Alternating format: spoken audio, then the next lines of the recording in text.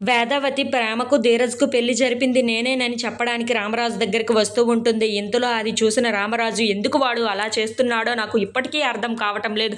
వాడంటే నాకు ఇంకా కోపం పెరిగిపోతుంది బుజ్జమ్మ అని చెప్పేసి అయితే అంటూ ఉంటాడు. ఆ మాటలు వినగానే అక్కడ ఉన్న వేదవతి అయితే చాలా బాధపడుతూ ఉంటుంది.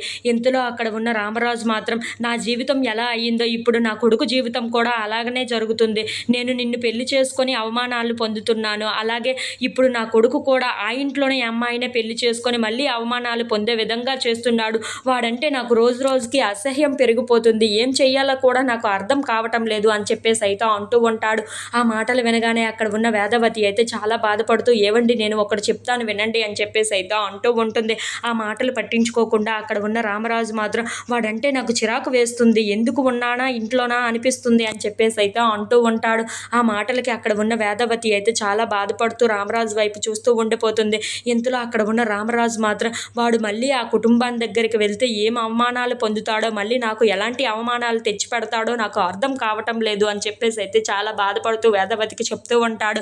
ఇంతలో అక్కడ ఉన్న వేదవతి మాత్రం ఏవండి నేను ఒక విషయం మీకు చెప్పాలి అని చెప్పేసి అయితే అంటూ ఉంటుంది. ఆ మాటలు వినగానే అక్కడ ఉన్న రామరాజు మాత్రం ఏం విషయం చెప్పాలనుకుంటున్నావు? నువ్వు ఇప్పటి వరకు నా దగ్గర ఎలాంటి విషయం దాచలేదన్న నమ్మకం నాకు ఉంది బుజ్జమ్మ. నువ్వు ఏ విషయం దాచిపెట్టాలనే ఉద్దేశం కూడా నీకు ఉండదు. ఆ విషయం నాకు నీ మీద నాకు చాలా ఎక్కువ నమ్మకం ఉంది అని చెప్పేసి అయితే అంటూ ఉంటాడు.